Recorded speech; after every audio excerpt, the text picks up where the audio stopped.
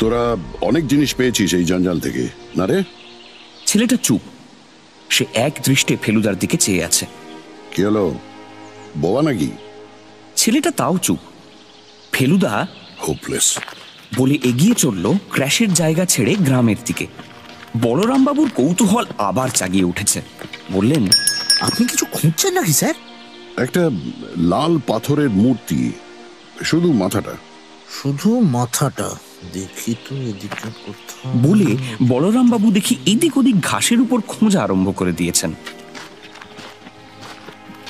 আমরা একটা অশ্বত্থ গাছের দিকে এগিয়ে গেলাম। গাছের তলায় একটা বাঁশের মাচা, তার উপর তিনজন আধবুড়ো বসে তামাক খাচ্ছে। যে সবচেয়ে বুড়ো সে ফেলুদাকে জিজ্ঞেস করলো, আপনারা কোত্থেকে আইলেন?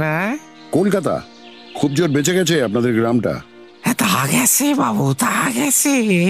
আল্লাহর কৃপায় ঘর বাড়ি ভাঙিনি, মানুষজন মরেনি। বাসুর একটা বাঁধা ছিল করিমুদ্দির, সেটা মরেছে। আর আলম শেখের আগুন লাগলো কখন?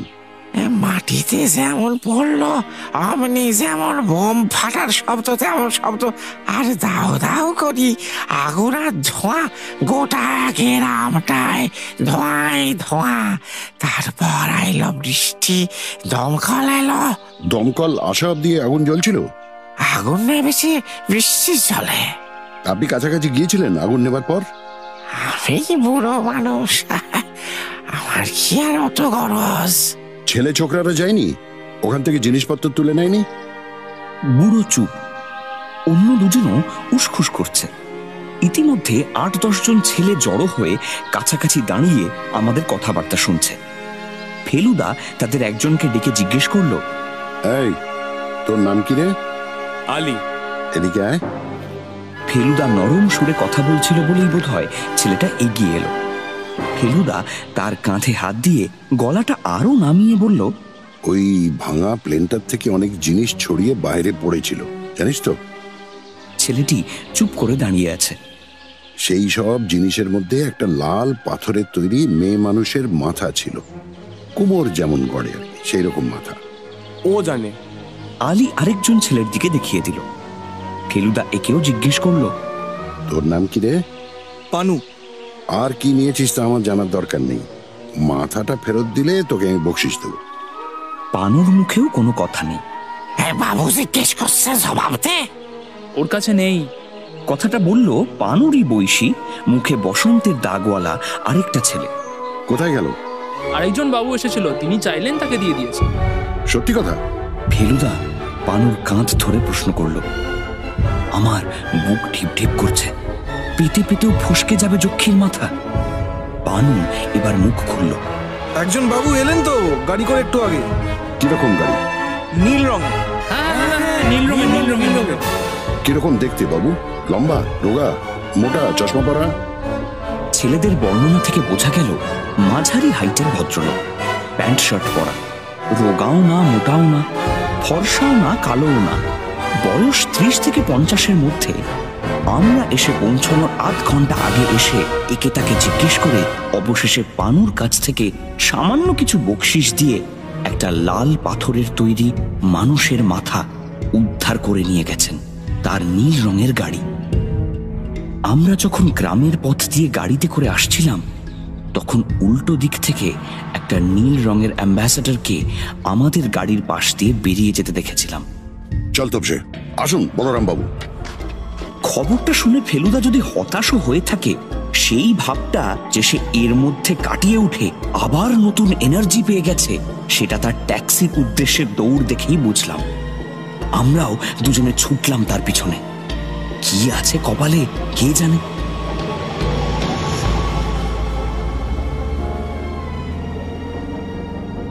যে পথে এসেছিলাম সেই পথেই আবার ফিরে চলেছি। ১:৩০ বেজে গেছে, কিন্তু খাওয়ার কথা মনেই নেই।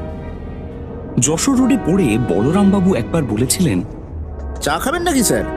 গলাটা একটু ভিজিয়ে নিলে। ফেলুদা সে কথায় কান দেয়নি। বলরামবাবুও বোধহয় ব্যাপারটায় একটা অ্যাডভেঞ্চারের গন্ধ পেয়ে আর চায়ের কথা বলেননি। গাড়ি ৭৫ কিলোমিটার স্পিডে ছুটে চলেছে, আর আমি ভাবছি কি অল্পের জন্যই না মাথাটা ফসকে গেল। সকালে যদি লোডশেডিংটা না হতো আর রেডিওর খবরটা যদি ঠিক সময় শুনতে পেতাম, তাহলে এতক্ষণে হয়তো আমরা মূর্তি সঙ্গে নিয়ে আর্কিওলজিক্যাল সার্ভের অফিসে ছুটে চলেছি, কিংবা হয়তো সোজা ভুবনেশ্বর। মন্দিরের গায়ে ভাঙা মূর্তি আবার জোড়া লেগে যেত, আর ফেলুদা তার জোরে হয়তো পদ্মশ্রী পেয়ে যেত। এই 1 ঘন্টার রোদেই রাস্তা অনেকটা শুকিয়ে গেছে। মনে মনে ভাবছি বলরামবাবু আরেকটু স্পিড তুললে পারেন। এমন সময় হঠাৎ একটা জিনিস চোখে পড়ায় পালস রেটটা ধাঁ করে বেড়ে গেল। একটা গাড়ি মেরামতের দোকানের সামনে একটা নীল অ্যাম্বাসেডর দাঁড়িয়ে আছে। বলরামবাবু যে সিদ্দিকপুরের কথাবার্তা মন দিয়ে শুনেছিলেন সেটা তার প্রশ্ন থেকে বুঝতে পারলাম। গাড়ি থামাবো স্যার? সামনের চায়ের দোকানটায়। ফেলুদা চাপা গলায় জবাব দিল।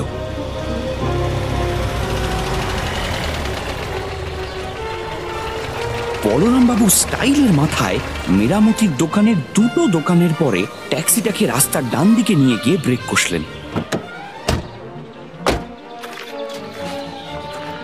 ভাই 3টে চা দেবেন তো? দিচ্ছি দাদা। কাপ তো নয়, কাচের গেলাস। আর কি আছে ভাই? বিস্কুট খাবেন? ভালো বিস্কুট আছে। কাঁচের বয়ামের মধ্যে গোল গোল নান খাটাই টাইপের বিস্কুট। দিন 2টো করে। আমার চোখ নীল অ্যাম্বাসেডরের দিকে। পাংচার সারানো হচ্ছে। একটি ভদ্রলোক, মাঝারি হাইট, মাঝারি রং, বয়স 40-40, ঘন ভুরু, ঘন হাতের লোম, কানের পাশ দিয়েও বোধহয় লোম বেরিয়েছে।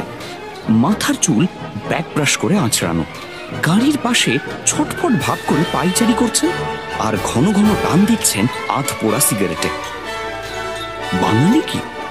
কথা না বললে বোঝার উপায় নেই। চা তৈরি হচ্ছে। ফেলুদা চারমিনার বার করে একটা মুখে পুরে পকেট চাপড়ে দেশলাই না পাওয়ার ভান করে ভদ্রলোকের দিকে এগিয়ে গেল। আমি আমাদের ট্যাক্সির কাছেই রয়ে গেলাম। 2 গাড়ির মধ্যে তফাৎ 20-25 হাত। বলরামবাবুর আর চোখ নীল গাড়ির দিকে। এক্সকিউজ মি, আপনার কাছে কি? ভদ্রলোক পকেট থেকে একটা লাইটার বার করে জ্বালিয়ে ফেলুদার দিকে এগিয়ে দিলেন। থ্যাঙ্কস। ফেলুদা ধোঁয়া ছাড়ল। টেরিবল ব্যাপার। ভদ্রলোক ফেলুদার দিকে চেয়ে আবার চোখ নামিয়ে নিলেন। আপনি তো ক্র্যাশের ওখানে গিয়েছিলেন। আপনার গাড়িটা যেন আসতে দেখলাম। ক্র্যাশ? আপনি জানেন না? কাঠমান্ডুর প্লেন, সিদ্দিকপুরে। আমি টাকি থেকে আসছি। টাকি হলো হাসনাবাদের কাছেই একটা শহর। আমরা কি তাহলে ভুল করলাম? গাড়ির নাম্বারটা যদি দেখে রাখতাম তাহলে খুব ভালো হতো। আর কতক্ষণ লাগবে? ভদ্রলোক অধৈর্য হয়ে প্রশ্ন করলেন মেরামতির লোকটাকে। এই হয়ে গেল স্যার, 5 মিনিট। চায়ের দোকান থেকে বলরামবাবু হাঁক দিয়ে জানালেন চা রেডি। ফেলুদা নীল গাড়ি ছেড়ে আমাদের হলদে গাড়ির দিকে এগিয়ে এলো। হাতে গেলাস নিয়ে 3 জনে দোকানের সামনের বেঞ্চিতে বসার পর ফেলুদা চাপা গলায় বলল, ডিনাই করছে, ডাহা মিথ্যেবাদী। কিন্তু নীল অ্যাম্বাসেডর তো আরো অনেক আছে। এই রংটা তো খুব কমন ফেলুদা। লোকটার জুতোয় এখনো কালো ছাইয়ের দাগ লেগে আছে। তোর নিজের স্যান্ডেলটার দিকে চেয়ে দেখেছিস একবার? সত্যি তো, স্যান্ডেলের রংটাই বদলে গেছে ক্র্যাশের জায়গায় গিয়ে। আর ওই ভদ্রলোকেরও তাই, ব্রাউন জুতোয় কালোর ছাপ। ফেলুদা যে ইচ্ছে করেই ধীরে সুস্থে বিস্কুট খাচ্ছে সেটা বেশ বুঝতে পারছিলাম। 5 মিনিটের জায়গায় 15 মিনিট পরে অন্য গাড়িটা সুস্থ অবস্থায় মেরামতির দোকান থেকে বেরিয়ে যশোর রোড দিয়ে কলকাতার দিকে রওনা দিল। আর তার পর মুহূর্তেই আমাদের গাড়িও ধাওয়া করলো তার পিছনে।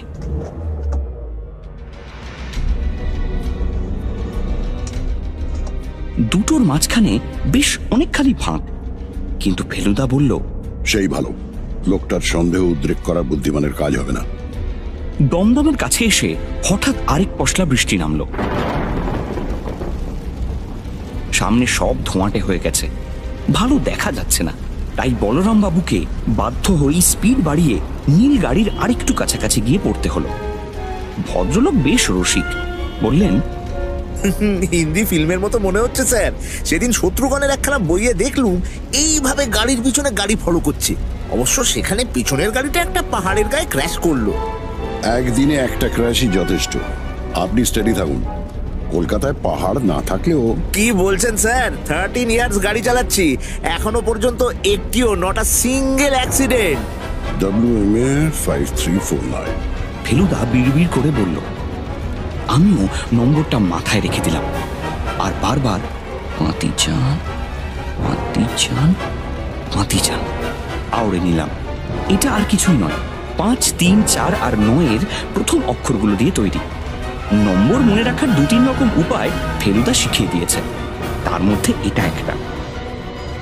বলরামবাবু সত্যিই বাহাদুর ড্রাইভার, কারণ কলকাতার ট্রাফিক ভরা গিজগিজে রাস্তা দিয়েও ঠিক নীল গাড়িকে সামনে রেখে চলেছেন।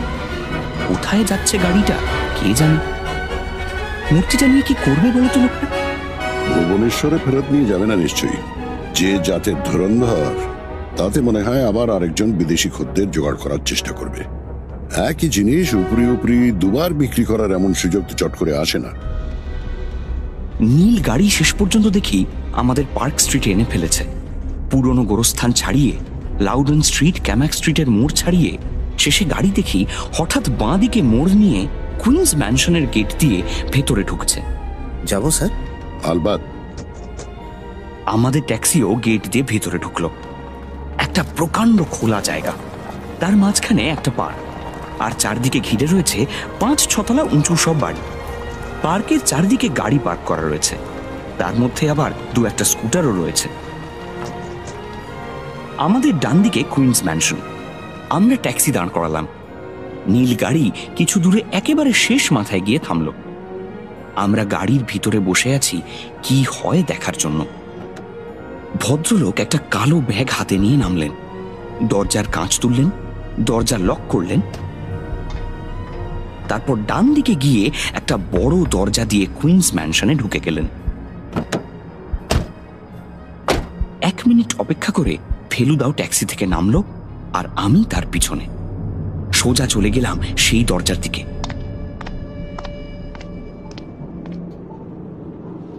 একটা ঘড় ঘড় শব্দ আগেই কানে এলো। গিয়ে দেখি দরজা দিয়ে ঢুকেই একটা আদ্যিকালের লিফট, সেটা সবেমাত্র নিচে নেমেছে। শব্দ করে লোহার কোল্যাপসিবল দরজা খুলে লিফটম্যান খাঁচা থেকে বেরিয়ে এলো। ফেলুদা হঠাৎ একটা ব্যস্ততার ভাব করে তাকে জিজ্ঞেস করলো, ওই মিস্টার সেনগুপ্ত এইমাত্র ওপরে গেলেন না? কে সেনগুপ্ত? এইমাত্র যিনি ওপরে গেলেন। এখন তো গেলেন 5 নম্বরের মিস্টার মল্লিক। সেনগুপ্ত বলে এখানে কেউ থাকে না। ওহো, আমারই ভুল। 5 নম্বর ফ্ল্যাট, মিস্টার মল্লিক, এগুলো মনে রাখতে হবে। ফেলুদা খাতা আনেনি, বাড়ি গিয়ে নোট করে নেবে নিশ্চয়ই। কিন্তু বাড়ি ফিরতে যে এখনো দেরি সেটা একটু পরেই বুঝলাম। ফেলুদা বলরাম বাবুকে ভাড়া চুকিয়ে ছেড়ে দিল। ভদ্রলোক যাবার সময় একটা স্লিপ দিয়ে বলে গেলেন, এটা আমার পাশের বাড়ির টেলিফোন স্যার, আপনি বললেই আমায় ডেকে দেবে। দরকার পড়লে একটু খবর দেবেন স্যার। এই একঘেয়ে কাজের মধ্যে যদি মাঝে মাঝে বুঝতে পারছেন একটু। পার্ক স্ট্রিট থানার ওসি মিস্টার হরেন মুৎসুদ্দির সঙ্গে ফেলুদার আলাপ ছিল। 2 বছর আগে হ্যাপি গো লাকি বলে একটা রেসের ঘোড়াকে বিষ খাইয়ে মারার রহস্য ফেলুদা আশ্চর্যভাবে সমাধান করেছিল। তখনই মুৎসুদ্দির সঙ্গে আলাপ হয়। আমরা এখন তার অফিসে। ভদ্রলোক মূর্তি চুরির খবরটা কাগজে পড়েছেন। ফেলুদা সেইখান থেকে শুরু করে আজকের পুরো ঘটনাটা তাকে বলে বলল, যদ্দূর মনে হয় এই মল্লিক চুরির ব্যাপারটা নিজে না করলেও চোরাই মাল উদ্ধার করে সেটাকে পাচার করার ভাবটা নিজেই নিয়েছে। তার সম্বন্ধে কিঞ্চিত ইনফরমেশন আর একটি লোক তার পিছনে রাখা, এই দুটো অনুরোধ করতে আমি এসেছি। তার কার্যকলাপের দিকে একটু নজর রাখা দরকার। মিস্টার মল্লিক, 5 নম্বর কুইন্স ম্যানশন, নীল অ্যাম্বাসেডর, নম্বর WMA 5349। মুৎসুদ্দি এতক্ষণ একটা পেন্সিল কানের মধ্যে গুঁজে বসেছিলেন। এবার সেটাকে টেবিলের উপর নামিয়ে রেখে বললেন, হবে, আপনি যখন বলছেন তখন হবে। একটা স্পেশাল কনস্টেবল লাগিয়ে দিচ্ছি, সে ওকে চোখে চোখে রাখবে। আর আমাদের ফাইলে যদি কিছু থাকে তাও দেখছি। থাকবেই যে এমন কোনো কথা নেই, যদি না লোকটা এর আগে কোনো গন্ডগোল করে পুলিশের নজরে এসে থাকে। ব্যাপারটা খুব আর্জেন্ট, কিন্তু মূর্তি আবার বেহাত হলেই মুশকিল। কেন মুশকিল কেন? আমরা তো আর ঘোড়ার ঘাস কাটি না মিস্টার মিত্তির। আপনি একা ম্যানেজ না করতে পারলে আমাদের সাহায্য চাইলে আমরা কি রিফিউজ করব? আমরা আছি কিসের জন্য? পাবলিককে হেল্প করার জন্যই তো। তবে একটা কথা বলি, একটা অ্যাডভাইস অ্যাজ এ ফ্রেন্ড, এইসব র্যাকেটের পেছনে মাঝে মাঝে একটা দল থাকে, গ্যাং, এবং তারা বেশ পাওয়ারফুল হয়। গায়ের জোর বলছি না, পয়সার জোর, পজিশনের জোর। শিক্ষিত অবস্থাপন্ন লোকেরা যখন নোংরা কাজে নামে তখন সাধারণ ক্রিমিনালদের চেয়ে তাদের বাগে আনা অনেক বেশি শক্ত হয়, জানেন তো। আপনি ইয়াং, ট্যালেন্টেড, তাই আপনাকে এইগুলো বলছি। নইলে আর আমার কি মাথা ব্যথা বলুন।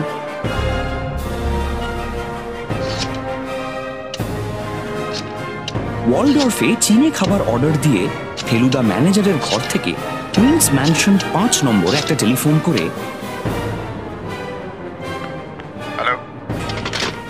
শুনে ফোনটা রেখে দিয়ে খানিকটা নিশ্চিন্ত হয়ে বলল, লোকটা এখনো ঘরেই আছে।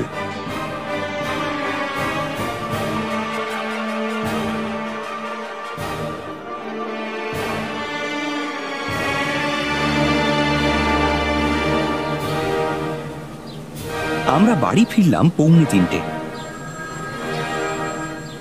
4টের কিছু পরে মিস্টার মুৎসুদ্দির টেলিফোন এলো। প্রায় 5 মিনিট কথা হলো। হ্যালো, হ্যাঁ বলুন।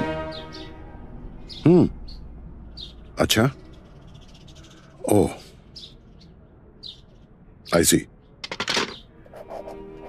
সেটা সঙ্গে সঙ্গে ফেলুদা তার খাতায় নোট করে নিল। তারপর আমি না জিজ্ঞেস করতেই আমার কৌতূহল মিটিয়ে দিল। লোকটার পুরো নাম জয়ন্ত মল্লিক। দিন 15 হলো কুইন্স ম্যানশনে এসে রয়েছে। ফ্ল্যাটটা আসলে মিস্টার অধিকারী বলে একজন ভদ্রলোকের। ইনি ফ্রি স্কুল স্ট্রিটের এক রেস্টুরেন্টের মালিক, বোধহয় মল্লিকের বন্ধু। অধিকারী এখন দার্জিলিংয়ে। তার অবর্তমানে মল্লিক ফ্ল্যাটটা ব্যবহার করছে। গাড়িটাও অধিকারীর। সেই গাড়ি করেই মল্লিক আজ 3টে নাগাদ গ্র্যান্ড হোটেলে গিয়েছিল। ভেতরে ঢুকে 5 মিনিট পর বেরিয়ে এসে বাইরে অপেক্ষা করতে থাকে। 20 মিনিট অপেক্ষা করার পর আবার ভেতরে ঢোকে। 10 মিনিট পরে বেরিয়ে এসে গাড়িতে করে ডালহাউসে যায়। সেখানে কিছুক্ষণের জন্য মুৎসুদ্দির লোক ওকে হারিয়ে ফেলে। তারপর ফেয়ারলি প্লেসে রেলওয়ে বুকিং অফিসের বাইরে গাড়ি দেখে ভিতরে ঢুকে দেখে মল্লিক কিউয়ে দাঁড়িয়ে টিকিট কিনছে। এখান থেকে মানমাড, সেখান থেকে ঔরঙ্গাবাদ, 2nd ক্লাসের রিজার্ভ টিকিট। আরো খবর থাকলে পরে টেলিফোন করবে। ঔরঙ্গাবাদ যাচ্ছে? ঔরঙ্গাবাদ। আর আমরা এখন যাচ্ছি সর্দার শঙ্কর রোড, শ্রী সিদ্ধেশ্বর বোসের বাড়ি। একটা কনসালটেশনের দরকার। ঔরঙ্গাবাদ? সিধু জ্যাঠার চোখ কপালে উঠে গেল। এই যে সব্যনাশের মাথায় বাড়ি, জায়গাটার তাৎপর্য বুঝতে পারছো ফেলু? ঔরঙ্গাবাদ হলো ইলোরা যাওয়ার ঘাঁটি। মাত্র 20 মাইলের পথ, চমৎকার রাস্তা। আর ইলোরার মানে বুঝতে পারছো তো? ইলোরা হলো ভারতের সেরা আর্টের ডিপো। পাহাড়ের গা থেকে কেটে বার করা কৈলাসের মন্দির, যা দেখে মুখের কথা আপনা থেকেই বন্ধ হয়ে যায়। আর তাছাড়া পাহাড়ের গায়ে লাইন করে 1.5 মাইল জায়গা জুড়ে আরো 33টা গুহা। হিন্দু, বৌদ্ধ, জৈন, তার প্রত্যেকটা মূর্তি আর কারুকার্যে ঠাসা। আমার তো ভাবতেই রক্ত হিম হয়ে যাচ্ছে। কিন্তু প্লেন থাকতে ট্রেনে যাচ্ছে কেন লোকটা? যদ্দূর মনে হয় মূর্তিটাও হাতের কাছে রাখতে চাইছে। প্লেনে গেলে সিকিউরিটি চেকের ব্যাপার আছে, হাতের ব্যাগ খুলে দেখে পুলিশ। ট্রেনে তো সেই ঝামেলা নেই। ঔরঙ্গাবাদের ব্যাপারটা বুঝতে পেরে আমারও গলা শুকিয়ে গেল। ফেলুদা হাতের ঘড়ির দিকে দেখে তড়াক করে মোড়া ছেড়ে উঠে পড়ল। কি ঠিক করলে? আমাদের প্লেনেই যেতে হবে। সিধু জ্যাঠা যেভাবে ফেলুদার দিকে চাইলেন তাতে বুঝলাম গর্বে ওর বুকটা ভরে উঠেছে। মুখে কিছু না বলে তক্তপোষ থেকে উঠে গিয়ে আলমারি থেকে একটা চটি বই বার করে ফেলুদার হাতে দিয়ে বললেন, এটা তোমায় হেল্প করবে, ভালো করে একবারটি পড়ে নিও। হ্যাঁ, অল দ্য বেস্ট ফেলু। বইটার নাম a guide to the caves of Ellora.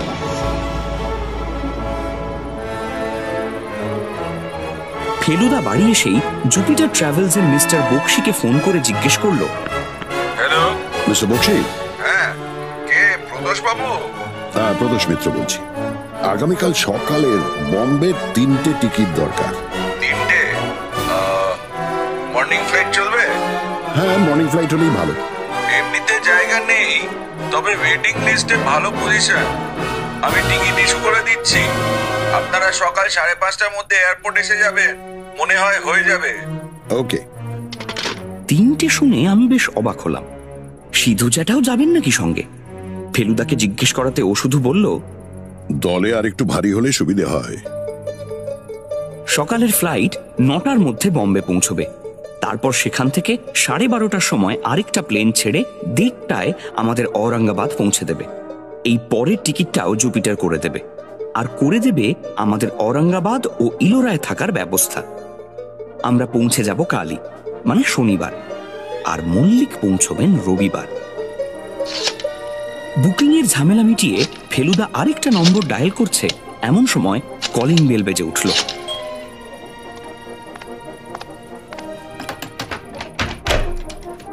দরজা খুলতেই দেখি নাম্বার 1 জনপ্রিয় রহস্য রোমাঞ্চ উপন্যাস লেখক লালমোহন গাঙ্গুলি ওরফে জটায়ু।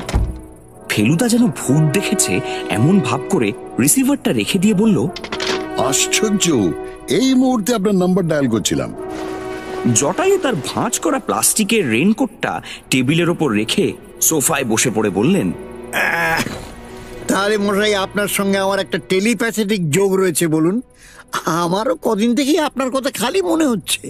কথাটা আসলে হবে টেলিপ্যাথিক, কিন্তু লালমোহন বাবুর ইংরেজি ওই রকমই। ভদ্রলোকের চেহারা বেশ খোলতাই হয়েছে, দেখে মনে হলো বই লিখে বেশ 2 পয়সা রোজগার হচ্ছে। বেশ করে একটু লেবু শরবত করতে বলুন তো আপনার সার্ভেন্টটিকে, বড্ড গুমট করেছে। আর ফ্রিজিডিয়ার থেকে যদি একটু বরফ দিয়ে দেয়। শরবতের অর্ডার দিয়ে ফেলুদা কাজের কথায় চলে গেল। খুব ব্যস্ত নাকি? নতুন উপন্যাসে হাত দিয়েছেন? আরে মোরাই, হাত দিলে কি এখানে আসতে পারি নাকি? ছকটা কেটেছি, খুব জমবে বলে মনে হয়। ভালো ফিল্ম হয়, অবশ্য একটু হিন্দি প্যাটার্নের। 5খানা ফাইট আছে, বেলুচিস্তানের ব্যাকগ্রাউন্ডে ফেলেছি আমার হিরো প্রখর রুদ্রকে। আচ্ছা, অর্জুন মেহরহত্রাকে কেমন মানায় বলুন তো হিরোর পাটে? অবশ্য আপনি যদি অ্যাক্টিং করতে রাজি হন তাহলে তো কোনো কথাই নেই। না না, আমি অ্যাক্টিং জানি না। যাই হোক, আপাতত আমাদের সঙ্গে আসুন, কৈলাসটা ঘুরে আসি। ফিরে এসে না হয় বেলুচিস্তানের কথা ভাববেন। কৈলাস? সে কি মরাই, আপনার কি তিব্বতে কেস পড়লো নাকি? সেখানে তো শুনেছি চীনেদের রাজত্ব। কৈলাস পাহাড় নয়, কৈলাস মন্দির। এলোরার নাম শুনেছেন? ও হো হো হো, তাই বলুন। সে তো শুনেছি সব মন্দির আর মূর্তি টূর্তির ব্যাপার। তা আপনি হঠাৎ পাথর নিয়ে পড়লেন কেন? আপনার তো মানুষ নিয়ে কারবার। কারণ কতগুলো মানুষ ওই পাথর নিয়ে একটা কারবার ফেঁদে বসেছে, বিশ্রী কারবার। সেটা বন্ধ করা দরকার। লালমোহন বাবু ফ্যাল ফ্যাল করে চেয়ে আছেন দেখে ফেলুদা ব্যাপারটা বুঝিয়ে দিল। সব শুনে টুনে লালমোহন বাবুর গোল চোখ আরো গোল হয়ে গেল। সঙ্গে সঙ্গে পকেট থেকে একটা ছোট্ট নোটবুক বের করে কি সব লিখে টিখে নিয়ে বললেন, এটা এক নতুন খবর দিলেন আপনি। এইসব পাথরের মূর্তির এত দাম। আমি তো জানতাম হিরে, পান্না, চুনি এইসব হলো দামি পাথর, যাকে বলে প্রেশাস স্টোনস। কিন্তু এও তো দেখছি কম প্রেশাস নয়, আরো বেশি প্রেশাস। চুনি পান্না পৃথিবীতে হাজার হাজার আছে, ভবিষ্যতে সংখ্যায় আরো বাড়বে। কিন্তু কৈলাসের মন্দির বা সাঁচি স্তূপ বা এলিফ্যান্টার গুহা, এসব একটা বই দুটো নেই। 1000-2000 বছর আগে আমাদের আর্ট যে হাইটে উঠেছিল, সে হাইটে ওঠার কথা আজকের আর্টিস্টরা ভাবতেই পারে না। সুতরাং সেই যুগের আর্ট দেশে যা আছে তাকে বাঁচিয়ে রাখতে হবে। যারা তাকে নষ্ট করতে চায় তারা ক্রিমিনাল। আমার মতে ভুবনেশ্বরের যক্ষীকে হত্যা করা হয়েছে। যে করেছে তার কঠিন শাস্তি হওয়া দরকার। লালমোহন বাবুকে তাতাবার জন্য এই যথেষ্ট। এমনিতেই ভদ্রলোকের নতুন দেশ দেখার শখ, তার উপর ফেলুদার সঙ্গে একজন অপরাধীর পিছনে ধাওয়া করা, সব মিলিয়ে ভদ্রলোক ভারী উত্তেজিত হয়ে পড়লেন। প্লেনের টাইম, জামা কাপড় কি নিতে হবে, মশারি লাগবে কিনা, সাপের ওষুধ লাগবে কিনা ইত্যাদি জেনে নিয়ে উঠে পড়ে বললেন, আমার খুব এক্সাইটেড লাগছে বুঝলেন। কেন জানেন তো?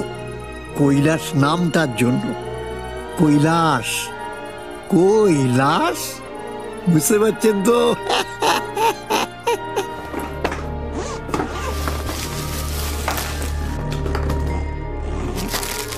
কদিনের জন্য যাচ্ছি জানা নেই, তবে দিন 7 বেশি হবে না আন্দাজ করে প্যাকিং সেরে ফেলতে বেশি সময় লাগলো না।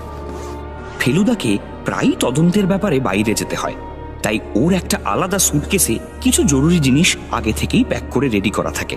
তার মধ্যে ওষুধপত্র, first aid box, makeup box, binocular, magnifying glass, camera, ইস্পাতের তৈরি 50 ফুট টেপ, একটা অল পারপাস নাইফ, নানা রকম সরু সরু তার যা দিয়ে দরকার হলে চাবি ছাড়াই তালা খোলা যায়, একটা নিউম্যান কোম্পানির ব্র্যাডশ বা রেল প্লেন বাসের টাইম টেবিল, একটা রোড ম্যাপ, একটা লম্বা দড়ি, এক জোড়া হান্টিং বুট।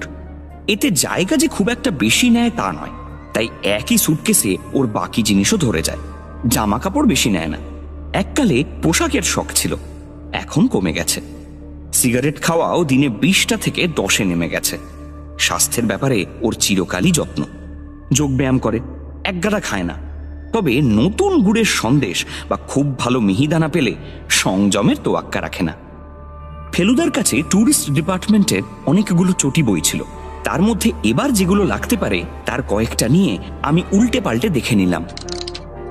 10টা নাগাদ শোবার আগে ফেলুদা ঘড়িতে অ্যালার্ম দিল, আর যদি কোনো কারণে অ্যালার্ম না বাজে তাই 173-তে টেলিফোন করে সকালে 4টের সময় ঘুম ভাঙিয়ে দেবার কথা বলে দিল। তার ঠিক 10 মিনিট বাদে মিস্টার মুৎসুদ্দির কাছ থেকে ফোন এলো। বললেন, হ্যালো, মল্লিক বম্বে থেকে একটা ট্রাঙ্ক কল পেয়েছিল কিছুক্ষণ আগে। মল্লিক যে কথাগুলো বলে তা হলো এই: মেয়ে শ্বশুর বাড়ি থেকে বাপের বাড়ি এসে গেছে, বাপ তাকে সঙ্গে নিয়ে যাচ্ছে 20-75, তাতে বম্বের লোক ইংরেজিতে বলে carry on, best of luck. আমি কথাগুলোর মাথা মুন্ডু বুঝতে পারলাম না। সেটা ফেলুদাকে বলাতে ও বলল, তোর মধ্যম নারায়ণ তেলের দরকার হয়ে পড়েছে। ভাগ্যে সেই তেলের ব্যাপারটা আমার জানা ছিল, তা না হলে এটারও মানে ফেলুদাকে জিজ্ঞেস করতে হতো। মধ্যম নারায়ণ তেল মাথায় লাগালে নাকি মাথা ঠান্ডা হয় আর বুদ্ধি বাড়ে।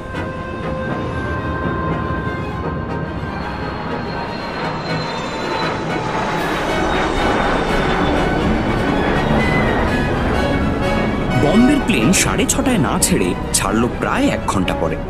বেশ কয়েকটা ক্যান্সেলেশন ছিল, তাই আমাদের জায়গা পেতে কোনো অসুবিধা হয়নি।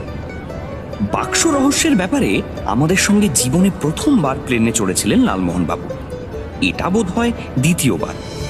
এবার দেখলাম টেক অফের সময় দাঁত খিঁচিয়ে সেই বিশ্রী ব্যাপারটা আর করলেন না। কিন্তু প্রথম দিকটা যখন আমরা মেঘের মধ্যে দিয়ে যাচ্ছিলাম তখন প্লেনটা বেশ ধড়ফড় করছিল, আর লালমোহন বাবুর অবস্থা আরো অনেকেরই মতো বেশ শোচনীয় বলে মনে হচ্ছিল। একবার একটা বড় রকম ঝাঁকুনির পর ভদ্রলোক আর থাকতে না পেরে বললেন, আরে এই যে মনে হয় চিতপুর রোড দিয়ে ছ্যাঁকড়া গাড়িতে করে চলেছি বলে মনে হচ্ছে, নাট বল্টু সব খুলে আসছে না তো?